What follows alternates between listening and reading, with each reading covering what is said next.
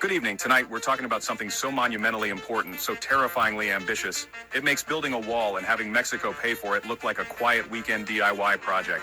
I'm talking about a plan, a blueprint for a new America, a plan you've probably heard of under its drab bureaucratic name, Project 2025. But that name lacked pizzazz. It sounded like a mid-range printer model. So, it's been given a glow-up, a rebrand, if you will. Please welcome to the stage of our national nightmare, the big beautiful bill.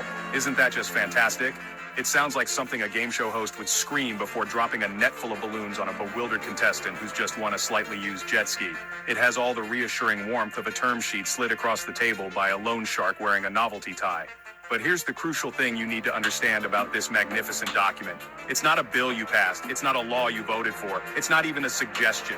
It's a plan, a script, a death contract. It's a 900-page instruction manual for dismantling democracy and replacing it with, well, something much, much worse.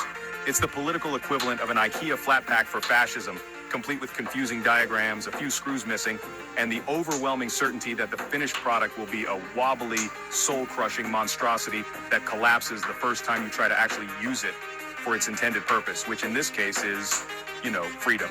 They've even prepared the paperwork for your surrender. Think of it like this. Here's the invoice for your obedience. Don't worry, we already took the payment. You, yes, you. Your body, your mind, your future. You are the currency in this transaction. It's a bold new economic model where the GDP is measured in your quiet desperation. So let's take a closer look at the fine print of this big, beautiful bill, shall we? Because what's inside is so much uglier than its name suggests. It's a meticulously crafted vision for a future you didn't choose and one you most certainly will not enjoy. Right, let's get into the meat of it. Or rather, how they plan to get into the meat of you. Chapter 1 of this dystopian doorstop is all about health and wellness, which is government speak for we own your cells now.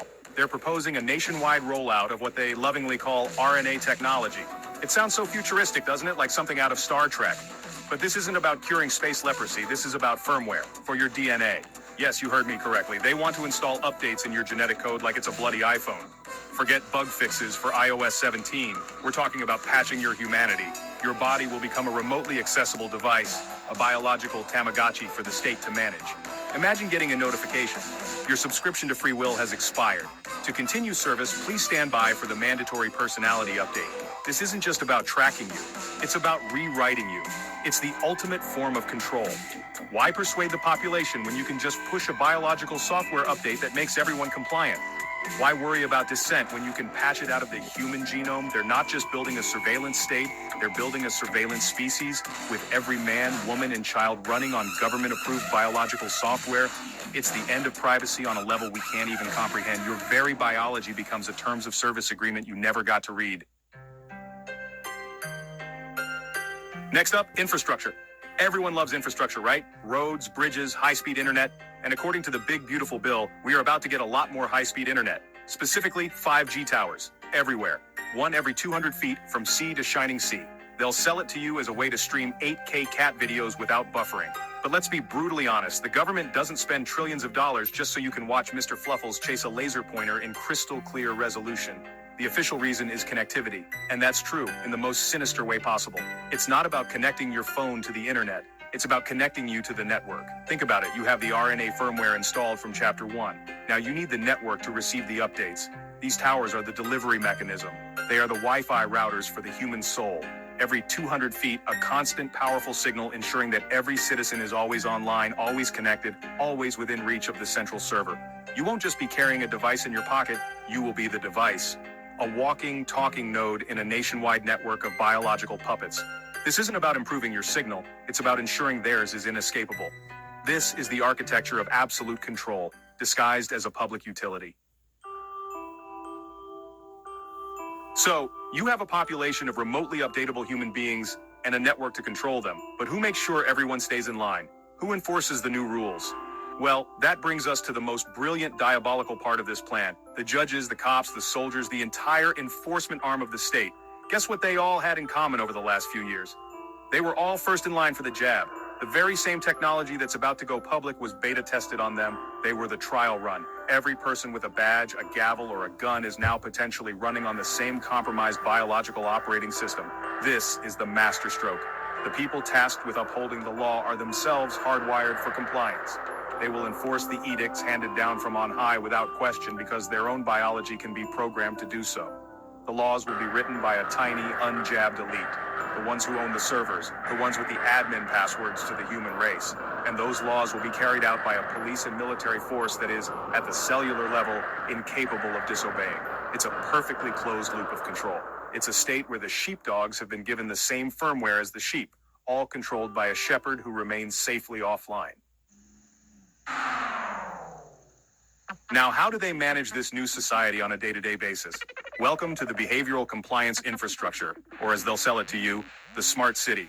It sounds so clean and efficient, doesn't it? Traffic lights that talk to each other, automated garbage collection, what's not to love? Well, the price of admission. To do anything, and I mean anything, you will need a digital ID. Want to buy groceries? Scan your ID. Need to see a doctor? Scan your ID. Want to get on a bus, enter your workplace, or even log on to the internet you're paying for? Scan your digital ID. It is the key to your entire existence. And what happens if you refuse? What if you don't want to be part of this glorious, hyper-efficient panopticon? Simple. You become a non-person. Your ID is deactivated. Suddenly you can't buy food, you can't work, you can't travel. You are locked out of society. You cease to exist in any official capacity. It's a digital prison built in the open air. Your compliance is linked directly to your survival. Step out of line and they don't have to send police to your door. They just have to flip a switch. It's the ultimate system of social control. Enforced not by violence, but by administrative convenience. You will obey or you will starve. But how will they pay for all this, you might ask? The towers, the tech, the surveillance. The national debt is already astronomical. And that, my friends, is the point. The debt is not a bug, it's a feature. A brilliantly designed trap. You're told the United States owes trillions of dollars, a number so large it's meaningless. You think of it as an abstract economic problem for politicians in Washington to worry about. You are wrong. That number was never meant to be paid back with money. It was meant to be paid back with you. You, your children, and your children's children are the collateral on this loan. Your time, your labor, your biological data, your silence, your obedience, that is the real currency they are using to service this unpayable debt. They crashed the economy on purpose to create the crisis that this big, beautiful bill is meant to solve. By indebting the nation to an impossible degree, they created the justification for seizing the only asset left of any real value, the population itself. You are no longer a citizen of a republic. You are an asset on a balance sheet, a human resource to be managed, monetized, and controlled. The debt is the chain, and this bill is the key that locks it around your neck forever. So who is they? Who is the unjabbed elite with the admin passwords? Who holds the other end of the debt chain? It's not a faceless algorithm or a shadowy cabal. It's people, families, 13 of them, to be precise. You've heard the names whispered in the darker corners of the internet, dismissed as conspiracy. Names like Rothschild, Rockefeller, Morgan, and others. These aren't just rich people, they are owners. They have been pulling the strings for generations, operating from behind the curtain of global finance, politics, and media. They've owned the banks, the oil, and the politicians for a century. Project 2025, this big, beautiful bill, isn't a hostile takeover. It's more like a corporate restructuring. It's the moment the shadow board of directors steps out into the light to make their ownership official. It's them taking the implicit power they've always wielded and making it explicit, codifying it into law. This bill is their victory lap. It's the finalization of a long-term plan to move from covert control to overt, undeniable dominion. They are the architects of this new world, and the bill is simply the formal announcement that the construction is complete and you are now officially living in their property. But why?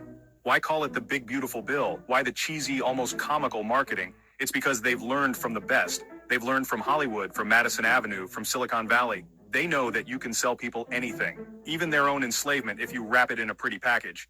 It's the same reason a brutalist concrete monstrosity of a government building is named the Liberty Center. The name is camouflage.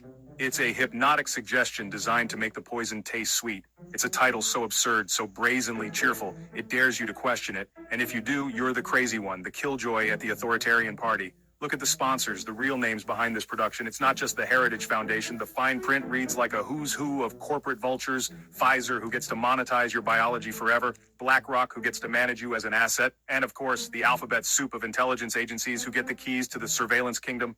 It's the ultimate public-private partnership. They're rebranding Tyranny as a blockbuster Netflix series, complete with a catchy title and a slick promotional campaign. It's not a political manifesto, it's a product launch, and you are the product. So let's strip away the branding, the conspiracy, and the satire for just one moment and look at the cold, hard text. What does this 900-page behemoth actually propose to do? In plain language, it's a speedrun of every authoritarian's wildest dream. First, it completely guts social safety nets. Social Security, Medicare, Medicaid, gone. Replaced with a system where your access to survival is based on your compliance score. Second, it pours unimaginable sums of money into building the surveillance infrastructure we've talked about, the towers, the digital IDs, the data centers. It's the Patriot Act on steroids, injected directly into the heart of the country. Third, it systematically dismantles the independent judiciary, replacing judges with political puppets who will rule as they are told.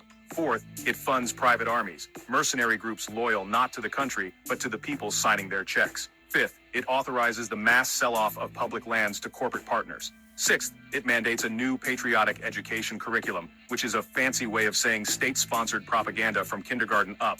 Seventh, it explicitly legalizes the kind of biotech abuse we discussed, removing all ethical guardrails.